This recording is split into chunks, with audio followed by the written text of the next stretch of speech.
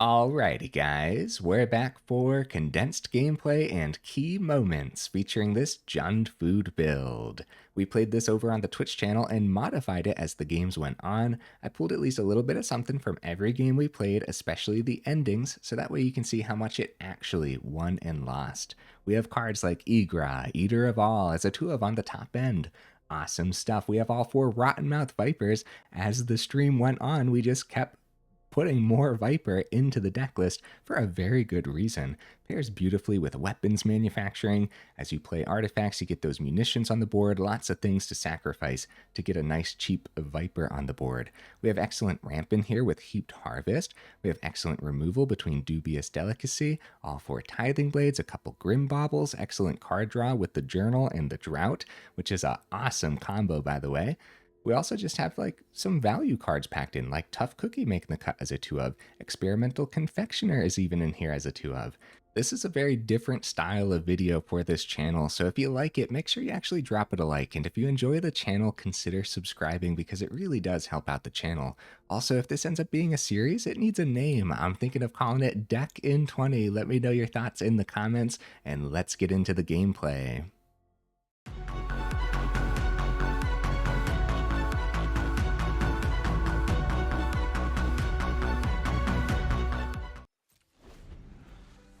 All right, bring it on, opponent. Bring it on. They do find another creature. Let's see what's underneath that collector's cage.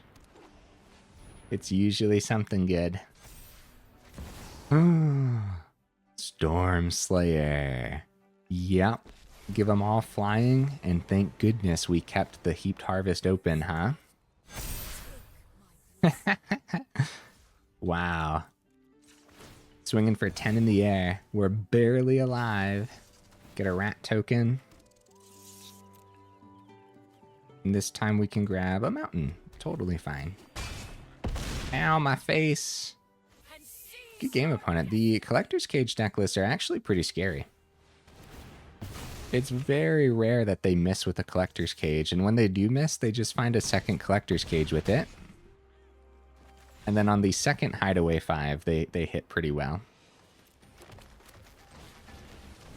We need our 5th mana immediately. Game, give me as much mana as you gave me in the last game.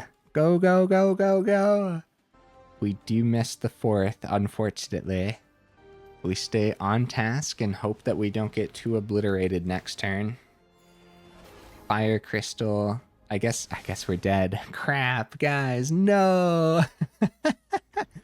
For what, a total of 32 damage on the board. No, the Fire Crystal counts too. The 36 damage on the board. I'm sad. All right, forced block, but kind of a good one for us, right?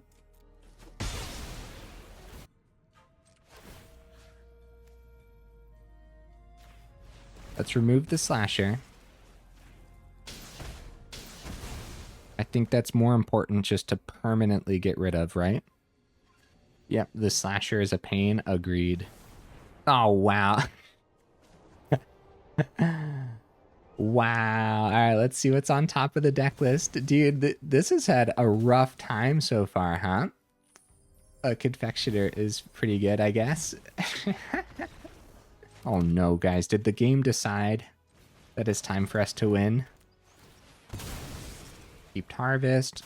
Couple counters. One is down to 13. Grab another red source, probably. At that point, we got 10. Get rid of their blocker. Nice. Nice. Let's see if Anzrag's Rampage can actually do something against Synthesizer, huh? What do you guys think? We're up against a Synthesizer build? Simulacrum Synthesizer. Hi. Another Synthesizer and a Repurposing Bay. I mean, at this point, it's just all food for us, right? All right, check this out, opponent. Are you ready? Are you ready, buddy? You're not ready.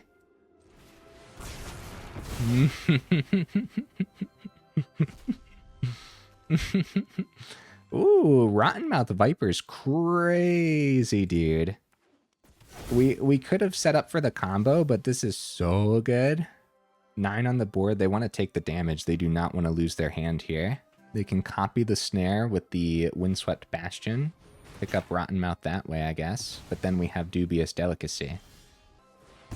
GG opponent. We did the thing, guys. Uh-oh. We're in danger, bro. Yeah, have a fancy pants, GG, because I actually really liked that they blended Dimir Dragons with the Dimir Mill.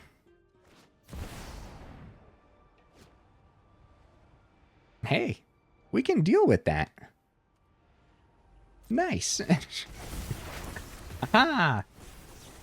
Dubious Delicacy. Take that. A Primal Odin. Totally worth bringing back, opponent.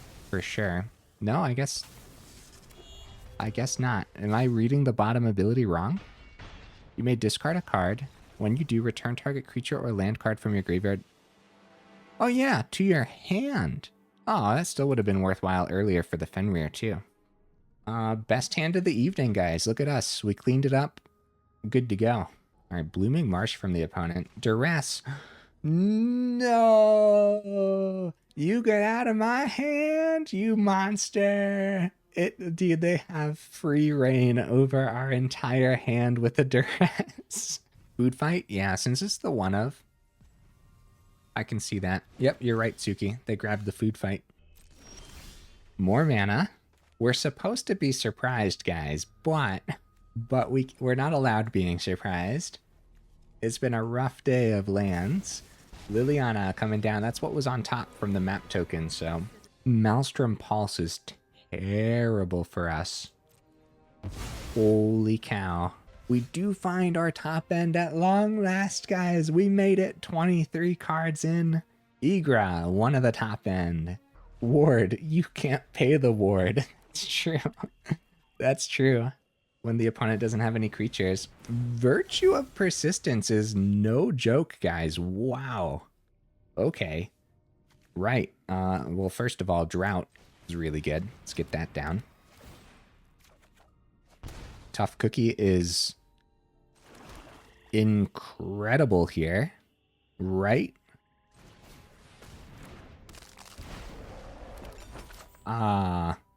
What's maximum damage? A Tithing Blade can be powered up. That's 10, right? And then Journal, Food Fight. I guess Food Fight before combat is fine. Power up the Ygra that way. That should be 12 on the board. 2 from the fight. And then same thing here too, right? Food Fight. Hit face, 2 more. Gets us to 14 on the board. Swing for lethal. At long last, guys, a beautiful match, regardless of the flood. Holy cow. It took all stream, but we got there. Yeah, we don't want them to ramp into their turn 4. Llanowar Elves is a great target for our Grim Bauble. Oh, Velgavoth in the grave and Kona in hand. We are in danger, bro. Kona. Tap the Kona. Get some fancy pants things out of hand. It's a permanent card from hand, though, so no reanimation. Yet, of course, right? Oh, Bahamut is also in the grave, guys. Oh, Vaultborn Tyrant. All right, dude. That is really bad news. They actually sacrificed their Overlord and discard a Blooming Marsh. Okay, let's see if they end up blocking. They do. They get card draw, go up to 26. And we can just go Blooming Marsh, Deadly Cover Up. With Rottenmouth in the grave, we're going to hit Velgavoth out of theirs. Hey, GG opponent. All right. We'll find the green source easy peasy, especially with the extra card draw and the drought and everything. Oh my goodness, drought journal combo. In hand, ready to go. Candy Trail Scry. 3 planes from the opponent. Another journal probably isn't necessary. I'm going to send both of these. We're looking for a green source too. Draw 2 off the drought, sacrifice, which is crazy business, guys. Tough cookie number 2 and a verge. Uh-oh. It's okay, we can still play most of our hand for a little while here. Let's establish the food fight for the turn over the Grim Bauble, because I still think there's going to be a good target for Grim Bauble, especially if they have mono-white mid-range. There's a lot of tokens and stuff over there. I think we'll try the Confectioner. Eat up some of the opponent's removal before Viper comes down, and then the food on the Confectioner can be popped to the journal. Get a 1/1. Pretty cool. It is. All right. Looking good, guys. Let's see that board wipe from the opponent or something. Split up. All right. Not terrible. All right, let's get the tough cookie down and keep the delicacy open, and we'll try some cheap Rottenmouth next turn. Again, I'm still pretty afraid of more removal. The only card the opponent's played so far is a split up. Yeah, nothing else except for land and split up. Here's a Parting Gust, though. Yeah, we don't need the life gain. That just happens. We get a fishy. Hey, hi, little fishy. What a pal. Elspeth, Stormslayer. Yep, terrible top end. Let's see what we can pull off here. Next turn, we gotta pop the Elspeth no matter what. So let's get rid of one of the creatures while we have the open mana. Food fight will do 2 on a sacrifice. We got 6 off of the food fight with 4 mana. There we go. A lot of stuff to calculate there, guys. Right, so what we want is we want to ignore the 1/1 and use all of this as the food fight ability. We still want to keep journal, though. We don't want the opponent to untap either, because they could have something fancy. We don't know what it could be, but we still want to do that now. I mean, just incredible lines, guys. I'm going to go for Experimental Confectioner. I'm sticking to this concept of we want removal out of the opponent's hand before the Viper drops, but we also just don't really know what we're up against. Establishing Grim Bauble as a card that we can sacrifice for food fight damage is really good here. At least we have a little target, so... And we start trying damage. See if we get that 1 through. And when we sacrifice the food, we get a little rat as well from the Confectioner. So I think establishing these other creatures makes a lot of sense to me. Tithing Blade should be great for their top end if they find it. Get lost one of the food fights. Breaks my heart, opponent, but at least that's a get lost that's not hitting the Viper. Rottenmouth for 3. 1, 2, 3. Keep our creatures around, I guess. We could start with the swing, then go Rottenmouth, but I don't want to lose the Confectioner before we get extra rats on the board. Yep, that works. That totally works. Get a couple rats. Extra ramp. See what the opponent does here. They take the 4 gladly. Nope, do not need more mana. It's a 23 mana deck list, guys. We got just amazing card draw and ramp. Like, we find the mana so easily in here. We have 9 land on the board, 10th in hand already. Day of Judgment, not surprised. We knew that was coming eventually. Second Rottenmouth chillin'. Come on down, full powered. Rottenmouth Viper. Still 3 mana open for the delicacy, and we'll surveil on the district. Wow, they take the 4. Viper out of the equation. We get a little fishy, though. Yeah, with the opponent being at 8, with delicacy being able to hit for 3, and being able to pop the Tithing Blades for the rest of the damage. Oh, crap, life gain. All right. Tithing Blade, sacrifice Tithing Blade. I guess we could get the... Honestly, crafting these could be pretty good against this opponent right now because of how long the game's going. The game just keeps rolling forward, guys. I think this is okay. It might even be better than the card draw since we're having trouble finding the manufacturing anyways. Caretaker's Talent. Wow, late to the party, huh? Okay, consuming goes through. More mana is really bad. Yep, we're just going to focus on Tithing Blade, crafting it. Yeah, with 4 mana open, guys, we got to be very careful. If you think we got lethal, we might not. I don't know what that could be, but it would be devastating to sacrifice our last 3 artifacts to try to push 6 damage through, only for them to pull out a surprise. What on earth is in the opponent's hand, guys? It's like they've been missing the whole game, right? Opponent goes down to 4. Oh, Heaped Harvest. That should be the nail in the coffin.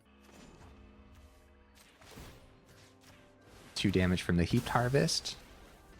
Alright, there we go. There we go, guys.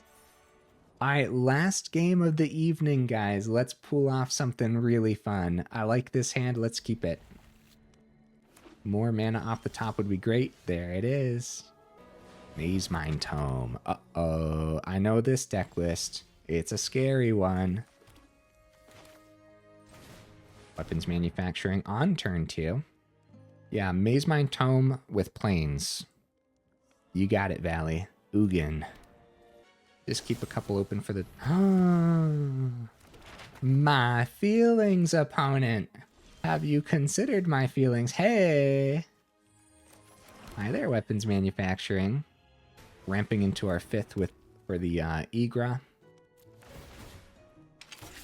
Alright, ramping with the Hedron Archive. We're in danger. We gotta go, go, go. We really do. Pop the foods, get some rats. Do they rock board wipes in the Ugin? They probably do since they're mono white. I'm blanking right now. Yeah, Ugin's gonna be a problem. Munitions their face, couple rats. And a little bit of ramp on the Heaped Harvest. Oh, they sacrificed the Maze Mind Tome to the Viper's ability rather than taking the 4 damage, which means they probably don't have the board wipe. If they had the board wipe, I think they would have taken the 4 damage. I spoke too soon. Second Maze Mind Tome, that's why. Second Day of Judgment will just be like a huge nail in the coffin. That's the best way to get around the ward ability on the Ygra. Maze Mind Tome in general is terrific, isn't it? They do find the 5th on the draw with the tome. Got 5 mana open here. Ygra might have a great swing. Let's get the journal down. Weapons Manufacturing creates munitions. Get some card draw before the swing here too. Get the Delicacy down, sacrifice it, do an extra 3, and then another 2 from the Ygra's food ability. That's pretty good. Also, Weapons Manufacturing. Submit 0 here with the Delicacy. Now we have another munitions to sacrifice to the journal next turn too. Target opponent loses 3 life. Plus 2 counters on the Ygra. This is crazy, dude. Really cool. Alright, opponent's down to 4. That doesn't mean much against Ugin because there's a lot of life gain packed into that build. I think they'd want to hit Journal over the Manufacturing if it's Ugin. But then they die to the Ygra because they can only gain 3 off of Ugin. It is going to be the Ugin. See their target here. I think Journal's their best target. They do hit the Manufacturing over the Journal. They can go back up to 7 here, or what they really want to do is play another card that can help them deal with this. So mana would be better. Alright, they accept defeat with the life gain draw. We don't know what was left in their hand, but best case scenario would have been more mana. Play a creature that could chump the Ygra, and then also banish the journal too. Look at this, guys. This janky little build actually ranking up